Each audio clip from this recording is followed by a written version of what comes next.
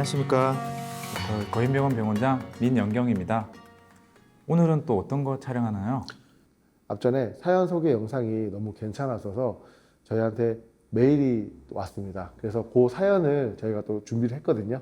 그 사연 한번 들어보시고 설명을 좀 잘 해주시면 좋을 것 같습니다. 네, 알겠습니다. 저는 이제 30대 초반 여성인데 무릎이 안 좋은 게 진짜 오래됐거든요. 이제 일단 제가 처음 무릎 다친 게 19살 때였는데 학교 계단에서 비 오는 날에 크게 미끄러지면서 무릎을 다쳤고 한 2번 정도 물리 치료를 받고 나니까 좀 괜찮아졌었어요. 그래서 괜찮아졌네? 라고 생각하고 다니다가 이게 20대 올라가면서 무리하면 조금 아프다. 근데 쉬니까 괜찮아졌다. 이렇게 돼서 별 생각 없이 20대를 보냈던 것 같아요. 그래서 저는 일단 제일 무서운 게 내리막길인데 이제 남들은 그냥 사실 제 또래들 그냥 잘 내려가거든요. 근데 저는 무릎을 거의 펴고 걷거나 아니면 보폭을 엄청 줄여서 걷게 되는데 와 이게 보통 일이 아니더라고요. 그래서 요즘에는 이제 어르신들 따라서 엘리베이터를 타러 가거나 아니면 에스컬레이터만 찾아다니고 있어요. 생각해보면 웃기기도 한데 이게 점점 걱정이 되더라고요. 그래서 와 이거 지금은 어떻게든 버티고 있는데 이러다가 나이 들면 와 휠체어 타고 다니면 어떡하지? 그런 걱정이 계속 들었어요. 근데 제가 이대로 괜찮을까요? 네, 일단 사연은 제가 잘 들었고요. 병원에 오시는 분들 중에서 흔하게 말씀하시는 부분들도 있고요. 또 젊다고 해서 사실은 대부분 건강하시지만 그게 나이가 모든 거를 또 다 해결해 주진 않다 보니까 젊어도 뭐 말씀하신 분처럼 다쳐서 힘들어서 병원에 오신 분들이 많으니까 그런 신호들을 저희가 이제 놓치지 않으려고 노력을 많이 하는데 이때 이제 환자분 선에서 이제 그런 신호들을 놓치는 경우가 좀 있어서 안타까운 경우가 조금 있죠. 예를 들어 아까도 치료 몇 번을 했더니 좋아지더라. 물론 진짜 좋아져서 좋아진 거일 수도 있고요. 아니면 통증만 좀 깔아앉아서 좋아졌다고 느끼는 경우도 있어요. 이제 우리 몸은 신호를 보내주죠. 문제가 생기면 문제가 생겼다는 신호를 보내주는데 그 신호가 항상 오진 않아요. 염증 반응이라는 게 일종의 신호의 시작인데 그 염증 반응은 자연스럽게도 깔아앉을 수 있어요. 치료를 하지 않더라도 시간만 지나도 깔아앉을 수 있죠. 그게 일종의 낫는 과정일 수도 있어요. 낫는 과정일 수도 있는데 그게 이제 증상만 깔아앉고 원인은 그대로 남아있는 경우가 제일 문제죠. 그러니까 아프다가 안 아파지니까 좋아졌구나, 대부분 좋아진 게 맞는데 가끔은 아닌 경우가 있다는 거죠. 그러면 그 원인이 남아있으면서 그걸 나를 계속 괴롭히는 일이 될 수가 있다는 거죠.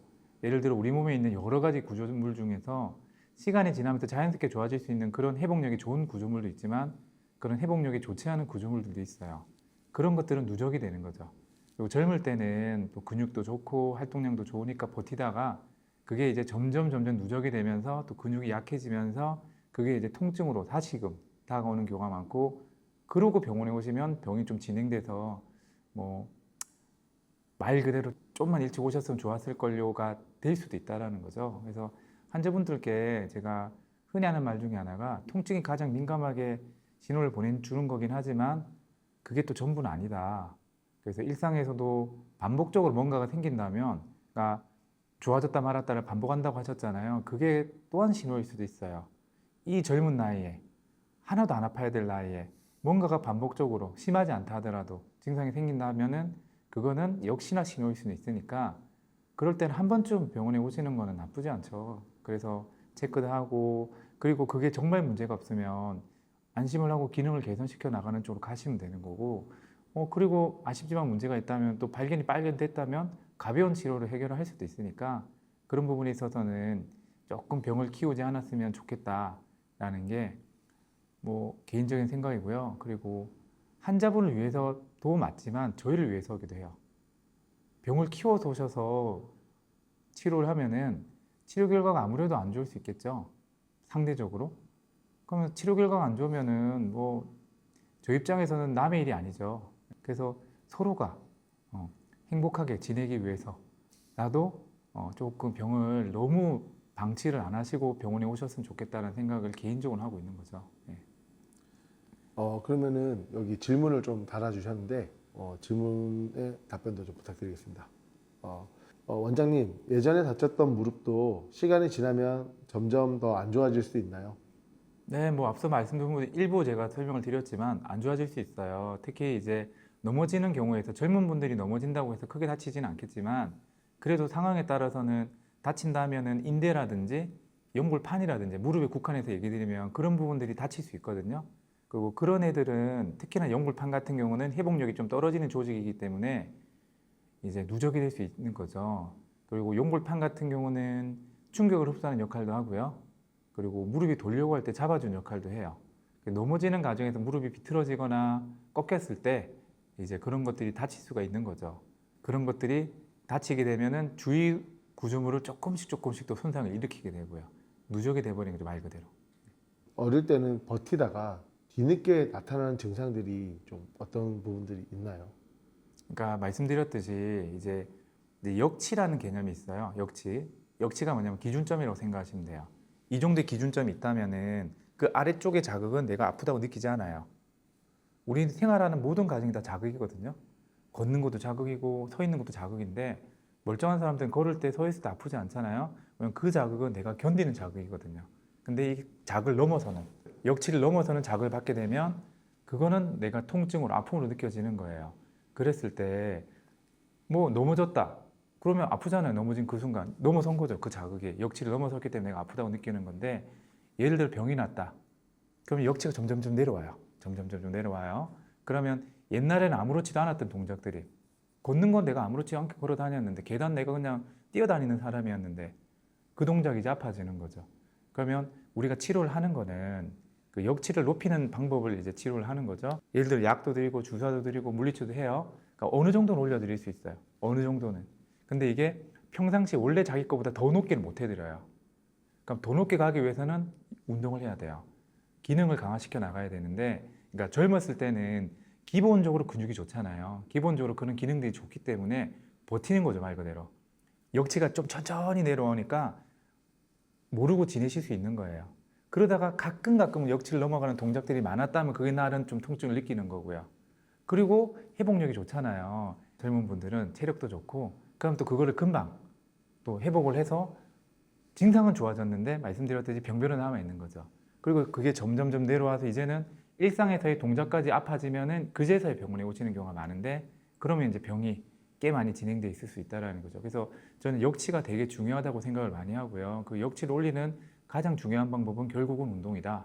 근데 운동은 노력이 필요하고 시간이 필요하고 그리고 마음이 굴뚝 같아도 아프지 못하고. 그러니까 제가 또 주로 쓰는 말 중에 하나가 저희가 조금이라도 덜 아프게 해드릴 테니 운동 좀 하시지요. 그러니까 주로 쓰는 멘트 중에 하나예요, 제가. 네, 그래서 그런 부분들이 젊은 분들은 좋기도 하지만 그것 때문에 병을 키우기도 하더라라는 거죠. 근데 방금 역치라고 얘기해 주셨는데 분명히 몇 분 전까지만 해도 이 자세가 아프지 않았는데 통증이 한번 느껴지고 나면은 같은 자세가 또 바로 아파질 수도 있거든요. 그런 느낌이 들 때가 저는 있더라고요. 근데 그게 그러면은 통증이 느껴졌기 때문에 역치가 확 내려간 경우일 수 있나요? 그러니까 뭐 순간적으로 내려갔다고 보셔도 되고요. 그리고 그 자극을 느낀다라는 얘기는 아까도 말씀드린 염증 반응이 생긴 거거든요. 뭔가 문제가 생겼어요. 그게 자극일 수도 있고 아니면은 외상일 수도 있고 어쨌든 문제가 생겼어요. 그러니까 우리 몸은 그 문제에 반응을 하기 때문에 염증이라는 게 생겨요. 염증이 생기면서 그런 염증에 대한 반응으로 크게 보면 세 가지가 나타날 수 있는데 그게 통증으로 올 수도 있고요. 열감으로 올 수도 있고요. 부종으로 올 수도 있어요. 셋 다 나올 때도 있고 한두 가지만 나올 때도 있어요. 그러면 일단 기본적으로 통증을 느끼는 거죠. 그래서 통증에 대한 반응으로 이제 아이고 아프네 뭔가 문제가 생겼구나 우리가 인지가 되는 거고요. 그러면 그 동작을 하지 않는다든지 아니면 치료를 한다든지 뭔가 또 그 후속 반응이 나오는 게 이제 몸의 기전이라고 보시면 돼요. 근데 아까 제가 통증이 없어지기도 한다 했잖아요. 그게 이제 우리 몸이 또 낫는 과정 중에 하나일 수도 있지만 통증에 대한 민감도가 떨어지는 거예요. 자극이 오면 그 자극에 대한 반응이 온다 했는데 그 자극이 항상 오면 그럼 항상 그 자극에 대해서 우리가 통증을 느끼면 사람이 너무 힘들겠죠. 그걸 우리가 감작이 된다고 표현을 하기도 하는데 그 자극에 대해서 이제 묻어내지는 거예요. 그러면 안 아파진다고 아까 말씀드렸듯이 그렇게 될 수 있고 또 약이 또 그거예요. 염증 반응을 깔아앉혀 가지고 우리가 소염제라는 걸 쓰잖아요. 염증 반응을 깔아앉혀서 그 결과로서 내가 덜 아프게 느껴지는 거예요. 그래서 환자분들이 뭐 진통제는 아무 의미가 없고 아픈 거 내가 참으면 되지 않습니까? 뭐 참을만 하면 참으셔도 되긴 하겠지만 그게 참기가 쉽지가 않을 수도 있고 그걸로 인해서 일상의 방해를 받는다거나 말씀드렸듯이 운동을 못 하게 된다면 저는 차라리 약을 먹고 운동하세요가 더 맞을 수도 있다고 얘기를 드리고요. 그다음에 아까 제가 잠시 감작이라 표현을 쓰기도 했는데 또 거꾸로 이제 통증에 너무 자극이 많이 되면은 그 통증 신경들이 너무 과활성화될 수도 있어요. 말 그대로 민감해지는 거죠. 뭐 우리 흔히 뭐 바람만 불어도 아파요, 살만 건드려도 아파요 이런 분들이 있잖아요. 그런 분들이 너무 감작이 돼서 이렇게 민감해져 가지고 그렇게 돼서 이제 통증에 대한 이제 민감도가 점점 낮아지면 그게 바로 역치가 낮아진다는 얘기예요. 악순환인 거죠. 문제가 생겨서 역치가 낮아지고 통증에 대해서 민감도가 올라가서 역치가 낮아지고 이런 식으로 돼버리면 이제 사람이 이제 굉장히 이제 가민해지고 우리 약간 이제 신경질 쪽으로 변하고 그러면서 이제 운동은 더 못하고 그러면서 근육은 더 약해지고 나빠지고 악순환 타는 그럴 수 있어서 저는 진통제도 좋은 약이다. 그냥 통증만 가라앉히는 목적도 있지만 그런 이제 통증에 대한 민감도를 낮추는 역할일 수도 있으니까 그런 부분 때문에 약을 좀 쓰셔라. 초반에는 드셔라 라는 얘기를 많이 하는 거죠. 예. 두 번째 질문인데요. 평지는 괜찮은데 계단이나 내리막길만 가면 무릎이 버티질 못하는 느낌이 듭니다. 왜 유독 내려갈 때 더 이런 느낌이 들까요? 그러니까 이제 내려갈 때 우리 또 그냥 좀 어렵게 우리가 표현을 하면 우리 학생 때 뭐 운동 에너지, 위치 에너지 이런 거 배운 거 기억나요? 아, 네. 그러니까 이제 평지도 운동 에너지고 계단도 운동 에너지는 똑같은데 평지에서는 그냥 평평하게 걸어간다면 계단은 그 계단의 차만큼 아니면 내리막길은 내리막큼 차만큼 중력 반응이 있잖아요. 그러면 그 충격이 좀 추가가 되는 게 있고요. 그리고 그 충격이 뭐 자기 체중의 3배, 4배까지 더 간다. 그러면 70kg인 사람이면 계단을 내려올 땐 순간순간 300kg까지 무게가 무릎에 실릴 수도 있다는 게 있고요.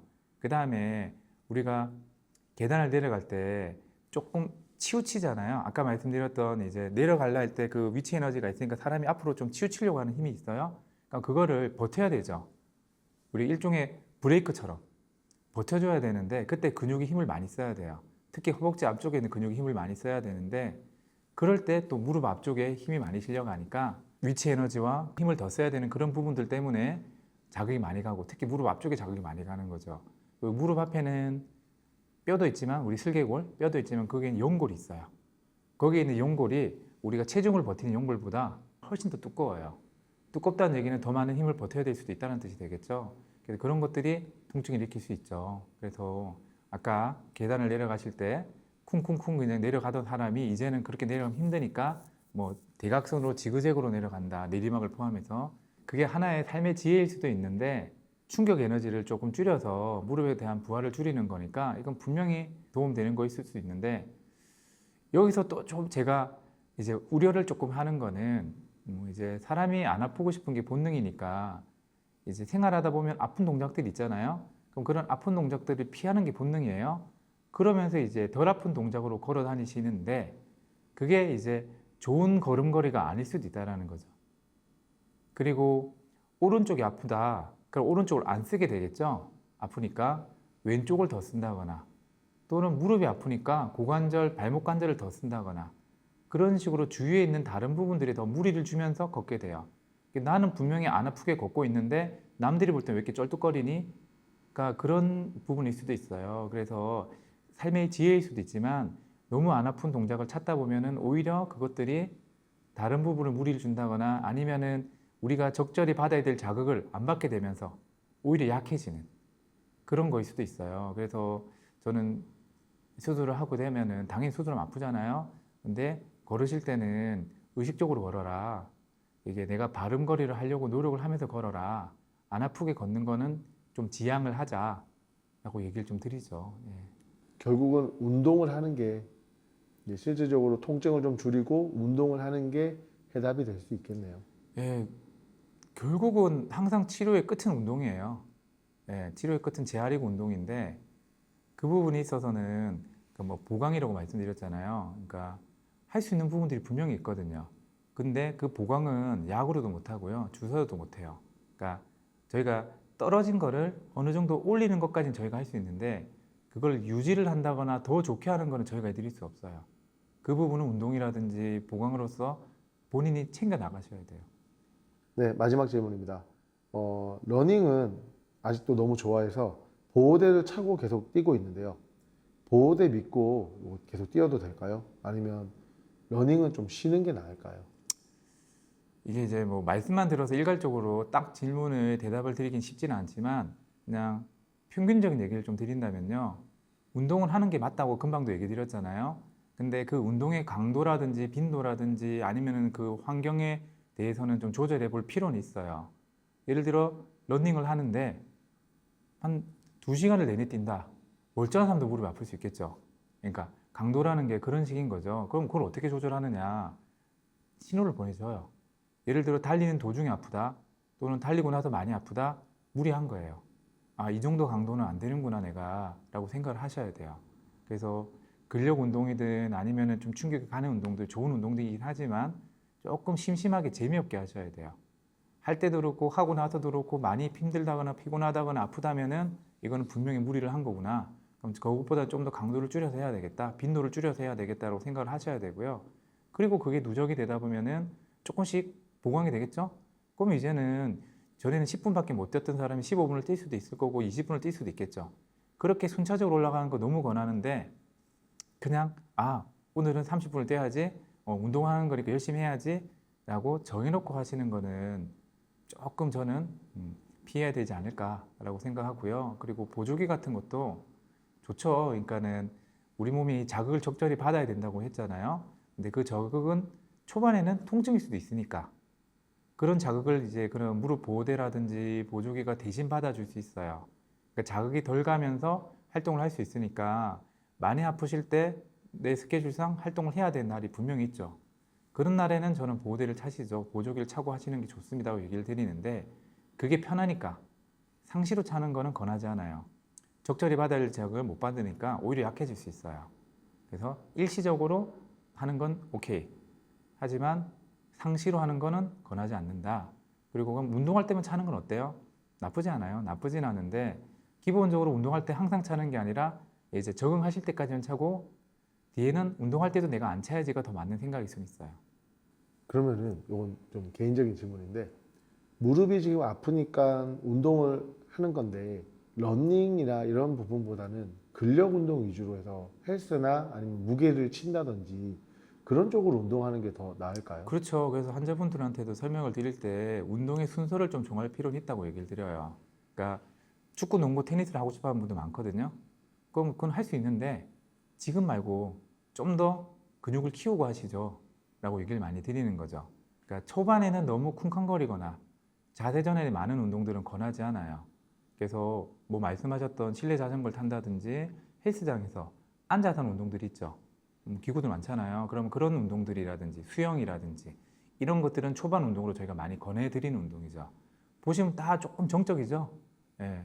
그런 운동들을 먼저 하셔서 물론 그런 것들 재미없어 하시는 분들도 많지만 그런 것들을 먼저 하셔서 근육이 좀 키워지면 본인이 원하시는 재밌는 운동을 하실 수도 있으니까 근데 그런 단계를 거치지 않고 바로 재밌는 운동만 먼저 하시다 보면 그게 병을 더 키울 수도 있고 부상으로 넘어갈 수도 있으니까 일단은 재밌는 운동을 하기 위해서라도 재미없는 걸 먼저 좀 하셔야 될 수는 있어요. 네, 뭐 이렇게 질문에 대해서 제가 그냥 두서없이 이것저것 말씀을 많이 드렸었는데 이제 너무 흔히 보이는 경우가 있어서 이게 좀 안타까운 마음에 이것저것 제가 주저리 좀 했네요. 젊어도 아플 수 있고요. 그리고 젊다는 게 모든 걸 해결해 주지 않을 수도 있어요. 물론 대부분 해결해 줘요. 대부분 해결해 주기 때문에 젊은 건 좋은 건데 그래도 그거에 너무 방심을 하지 않았으면 좋겠고요. 병을 키우면 그 부분은 분명히 문제가 될 수 있으니까 병원에 오시는 거를 너무 두려워하지는 않으셨으면 좋겠어요. 멀쩡한 걸 확인하기 위해서 병원에 오는 것도 분명히 의미가 있거든요. 그럼 저희가 그런 분들은 멀쩡한 걸 확인을 어느 정도는 해드리고 그러고 같이 운동을 시작해 볼 수 있다가 되니까 젊을수록 오히려 더 적극적으로 병원에 와야 될 수도 있어요. 똑같은 병인데 나이에 따라서 우리가 하는 말이 다르거든요. 똑같은 무릎이 안 좋으신 분이 오셔서 우리가 똑같은 사진을 가지고 70대고 오셨다. 아유, 무릎 잘 쓰셨네요. 뭐 초기가 안 절림이신 것 같으니 약 좀 드시고 좀 쉬시면 되겠네요. 라고 하는데 20대가 왔다, 10대가 왔다. 아, 이거 어떡하니? 큰일 났다. 너 어떻게 수술해야 될 것 같아? 라고 얘기를 할 때가 있어요. 근데 병은 똑같거든요. 그거 왜 말이 바뀔까? 70대 분이 써야 될 무릎의 강도와 시간과 10대, 20대가 써야 될 무릎의 강도와 시간은 분명히 다르겠죠. 그리고 70대부터 관절염이 시작되는 분이랑 10대, 20대부터 시작되는 분은 또 분명히 다르겠죠.